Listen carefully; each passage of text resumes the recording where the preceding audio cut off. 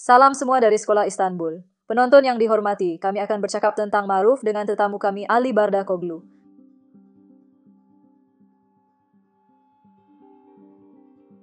Selamat datang Cikgu. Selamat datang Tuan. Apa kabar? Terima kasih. Apa khabar semua? Terima kasih banyak Cikgu. Tuan, kami ingin bercakap tentang agama dan kesejahteraan sosial. Mari kita mulakan dengan konsep dahulu seperti yang kita lakukan dalam mata pelajaran lain. Apa itu ma'ruf? Bagaimana kita mentakrifkan konsep ma'ruf?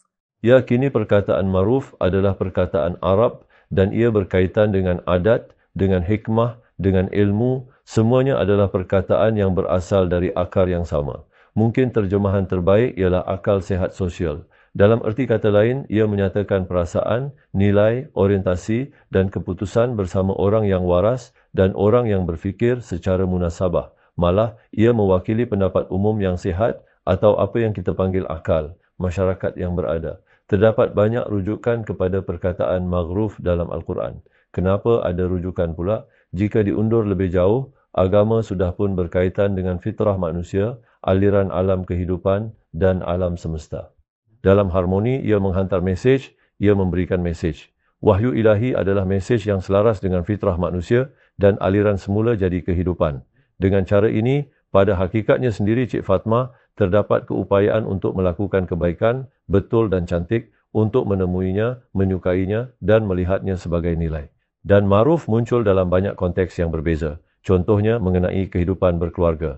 Ia berkata, layan isteri anda dengan baik. Dalam erti kata lain, berkelakuan dengan cara yang diterima oleh orang ramai dan mereka tidak akan melihat sebagai memalukan, berdosa atau hodoh, berada dalam kedudukan yang baik dengan orang ramai. Apabila membayar hutang dan hutang anda, sentiasa bertindak mengikut undang-undang.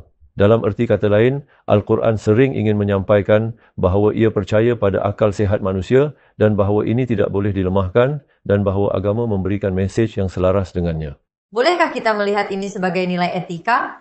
Sekarang kita boleh melihat kewajipan sebagai nilai moral yang unggul. Ulama Islam seperti Syah Waliullah, mereka memanggilnya Ra'i Kulli. Mereka mengatakan itu adalah pendapat umum masyarakat. Hazrat, sejak Adam, intipati manusia adalah untuk melakukan nilai-nilai ini, untuk menonjolkan nilai-nilai ini sebanyak mungkin dan mengambil berat tentang mereka. Tapi kita boleh buat, kita tak boleh. Itu topik yang berasingan. Seseorang yang melihat sesuatu itu berharga dan mampu melakukannya sendiri adalah dua perkara yang berbeza. Fatma Hanum. Tapi kita orang panggil common sense. Kita panggil akal dan akal. Inilah akal sehat dan hati nurani yang bersih. Hati nurani amir biasanya maksum.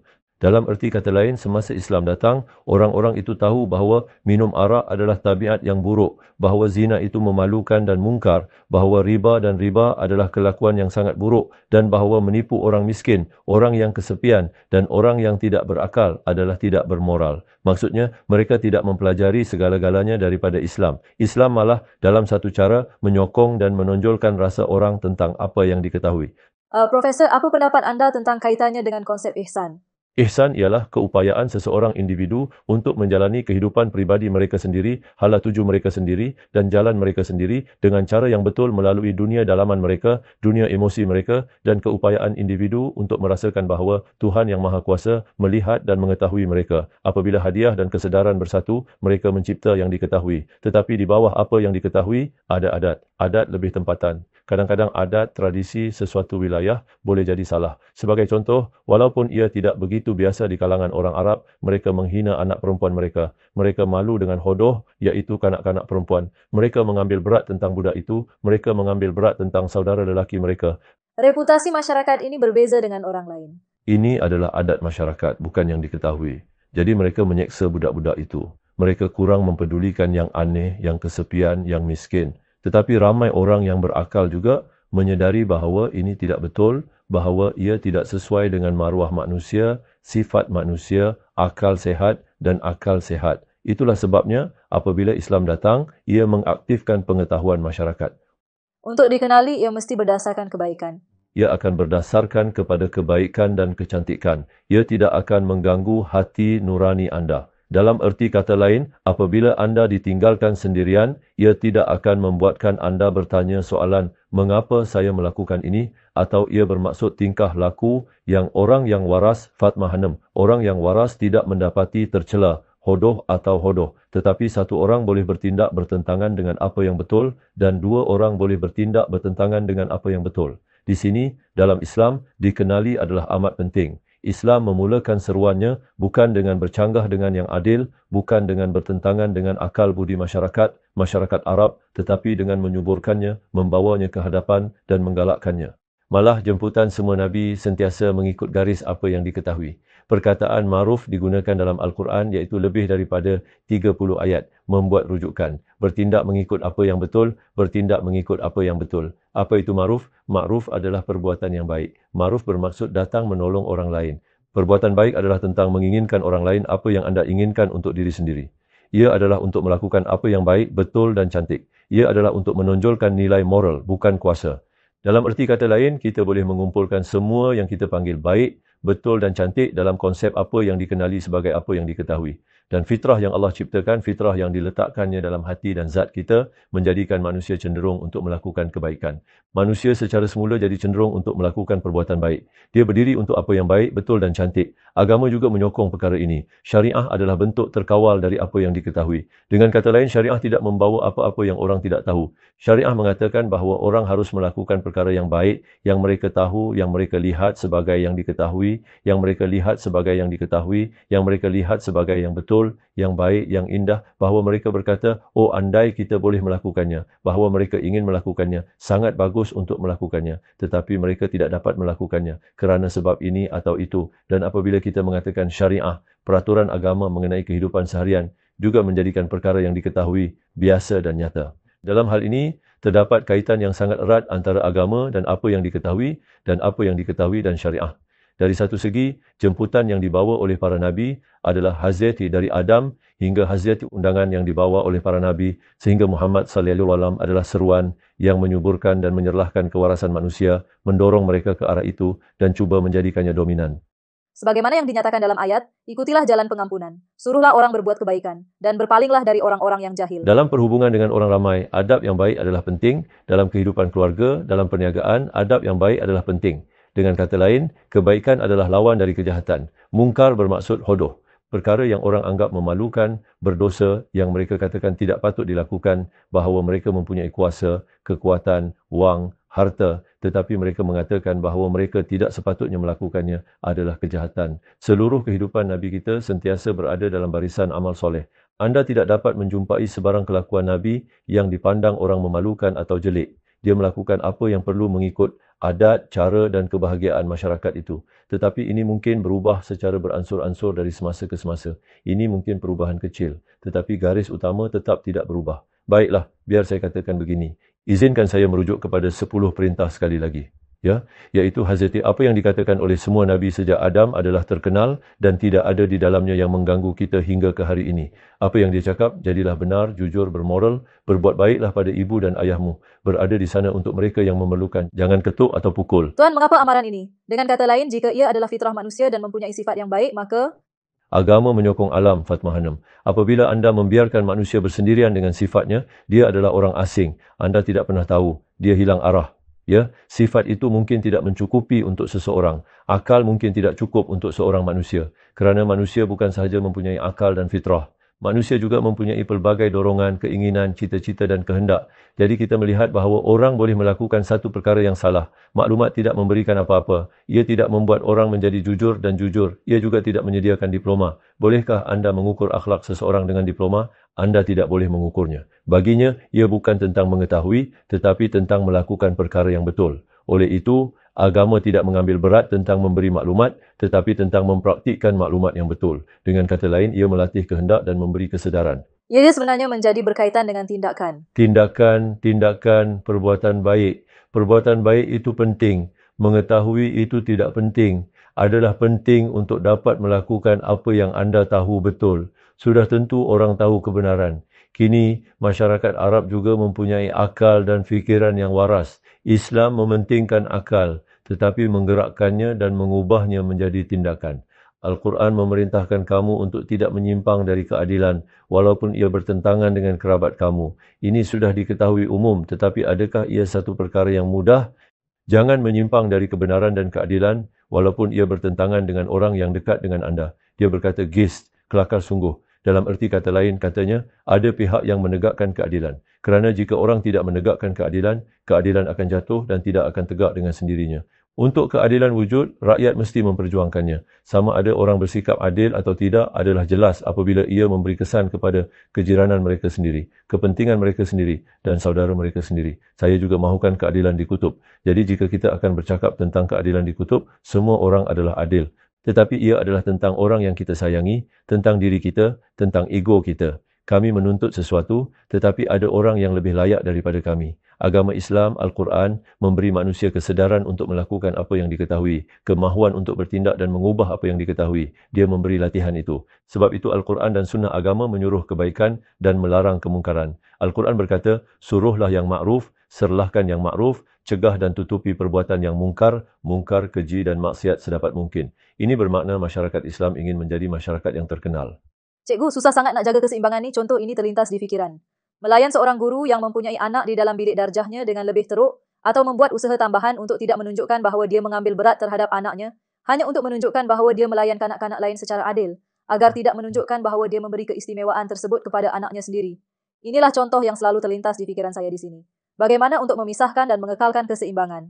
Sudah tentu sekarang untuk mengelakkan diskriminasi perlu berhati-hati, tetapi dengan ketelitian itu adalah perlu untuk tidak menyimpang dari keadilan. Adalah satu perkara yang baik untuk melihat rakan-rakan anda. Adalah baik dia menolong saudaranya, tetapi dia tidak boleh menyimpang dari keadilan mereka. Ia juga merupakan satu perkara yang baik untuk menunjukkan solidariti dengan orang yang seagama. Tetapi seorang Muslim adalah seseorang yang boleh berlaku adil kepada orang lain tanpa mengira agama mereka. Kita tidak boleh menilai orang, tidak kira siapa mereka, sama ada mereka Islam, bukan Islam, Kristian atau Yahudi. Kita tidak boleh memutuskan kehidupan akhirat orang. Tetapi kita harus berlaku adil di dunia. Sebenarnya sifat Allah terhadap Rahman juga merupakan manifestasi keadilan Fatma Hanum. Apakah sifat Rahman? Sifat penyayang Allah ialah dia memperlakukan semua makhluk di bumi dengan belas kasihan dan keadilan. Maksudnya, dia tidak mengiktiraf kamu sebagai orang yang istimewa kerana kamu terlalu banyak solat 2 rakaat atau menghujani orang lain dengan batu kerana dia melakukan dosa. Adakah Allah memberi rezeki kepada semua orang? Ia memberi. Tuhan telah memberikan setiap orang hak untuk hidup. Dia memberi saya otak berfikir. Lihatlah, dia memberi setiap orang hati yang penuh belas kasihan dan belas kasihan. Ini adalah rahmat Allah. Hubungan antara keadilan dan keadilan juga sangat penting. Kita melafazkan keadilan baginda setiap hari Jumaat, sesungguhnya maha adil. Terdapat hubungan yang sangat penting antara keadilan dan belas kasihan, keadilan dan keadilan. Kerana yang diketahui itu berkaitan dengan hikmah, bukan dengan ilmu, bukan dengan sains. Saya melihat sistem keadilan di sini yang jauh melebihi pemikiran manusia. Biar saya katakan begini, pengetahuan, kebijaksanaan dan emosi pengetahuan itu. Baginya, kebijaksanaan adalah ilmu yang lebih mendalam daripada maklumat. Ilmu bermula dengan mengenal Allah. Untuk mengenali bumi, untuk mengenali diri kita. Maklumlah, ada hadis Jerusalem. Barang siapa mengenal dirinya, maka ia mengenal Tuhannya. Apa yang ada tidak mengetahui, ia adalah mengenali, menyedari, menembusi secara mendalam. Ia adalah untuk dapat memahami. Ia adalah untuk dapat memahami, merungkai hikmahnya. Di sini, kebijaksanaan bertukar menjadi pengetahuan di peringkat sosial. Ma'ruf berasal dari akar yang sama. Akal budi masyarakat juga sangat memahami apa yang baik dan apa yang buruk. Memahami apa yang kekal dan apa yang sementara. Sebab itu, jika diperhatikan, akal budi masyarakat tidak memberikan semua penghormatan kepada semua orang. Dia tidak memberikan setiap nilai kepada setiap orang. Ia secara automatik memisahkan orang. Akal budi masyarakat sebagai orang yang sangat tahu siapa yang patut mendapat apa. Perbezaan kelas juga timbul dalam masyarakat.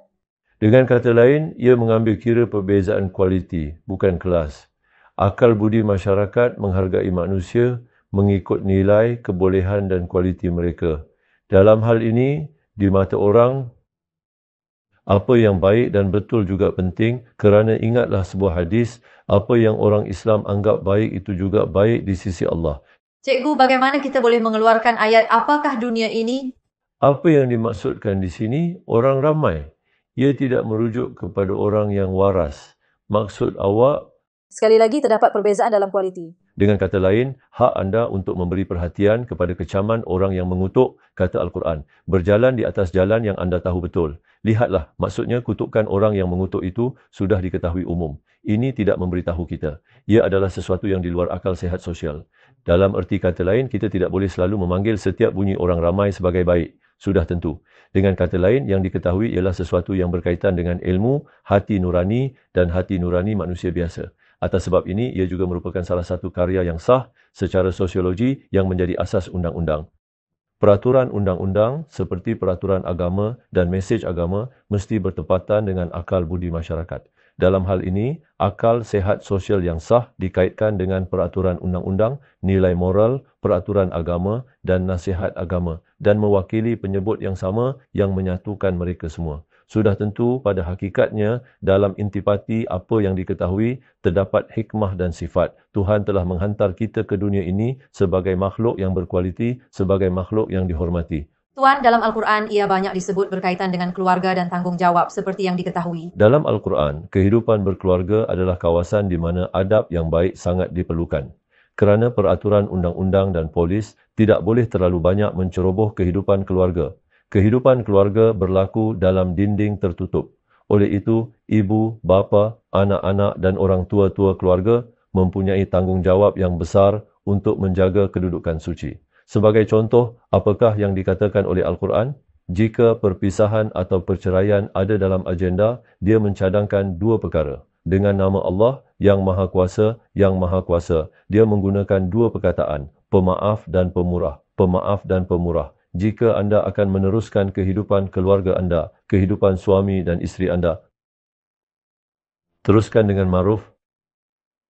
Jadi teruskan usaha anda. Jalani kehidupan berkeluarga yang baik dengan saling melindungi hak dan hak masing-masing tanpa menyakiti antara satu sama lain, tanpa mengganggu satu sama lain dan tanpa mengganggu satu sama lain. Au tasrihun bi ihsan. Sekali lagi dengan keindahan dan kemanisan berpisah. Kenapa dia guna perkataan ma'ruf? Dalam erti kata lain, jalani kehidupan berkeluarga sehingga apabila orang yang mempunyai akal dan fikiran yang waras melihat anda, mereka iri dengan kehidupan anda. Bina hubungan sedemikian dengan anak-anak anda, rumah keluarga yang sedemikian, sehingga orang di sekeliling mereka, orang yang waras, orang yang munasabah akan sentiasa memandang mereka dengan kegembiraan, iri hati dan kekaguman. Malah perwakilan Muslim sedang diperkatakan. Dikenali sebagai seorang Muslim adalah perkara yang sama. Dalam kehidupan keluarga, dalam hubungan antara pasangan, dalam hubungan antara ibu bapa dan anak-anak, anda akan bertindak sewajarnya kerana anda perlu mendidik, berkelakuan, memberi nasihat dan bantuan. Anda akan menentukan ini bukan dengan membaca buku, tetapi dengan melihat ke dalam mata orang yang bijak. Kerana perkara yang dikenali masyarakat adalah nilai hidup masyarakat itu. Berdasarkan pemerhatian dan inference. Ia bergantung kepada pemerhatian dan inference, Fatma Hanum. Jadi anda tidak boleh pergi dan membawa kebiasaan masyarakat Mongolia ke sini. Reputasi masyarakat Arab tidak datang kepada Anatolia kita. Kami memanggilnya kebijaksanaan Anatolia, ilmu Anatolia. Ia bermaksud kebijaksanaan dan pengetahuan Anatolia. Ini bermakna nilai-nilai yang telah ditinggalkan oleh orang kita di Anatolia, tangan ke tangan, ditapis selama berabad-abad. Jadi, lebih biasa, terdapat unsur tekanan dan pengaruh pihak berkuasa, tetapi hati nurani orang yang tidak bersalah adalah sia-sia. Dalam erti kata lain, hati dan hati nurani seseorang di sudut tahu yang baik itu. Sebab tu kita kena ambil berat pasal orang tu. Kita perlu mengambil berat tentang perspektif orang, akal fikiran, pemahaman tentang kecantikan dan nilai yang mereka berikan kepada orang lain. Ini juga merupakan satu lagi gambaran tentang wahyu. Jadi, jika kita menerangkan moral, jika kita menerangkan undang-undang, kita harus sentiasa mengambil kira hati nurani, akal sehat dan akal budi masyarakat ini dan melihatnya sebagai penyebut yang menyatukan mereka. Baiklah Tuan, terima kasih banyak atas maklumat berharga anda. Kami mendapat banyak manfaat. Terima kasih. Minggu ini di Sekolah Istanbul, Profesor Dr. kami bercakap dengan Ali Vardakolu tentang apa yang diketahui. Jumpa lagi di bab seterusnya. Selamat tinggal.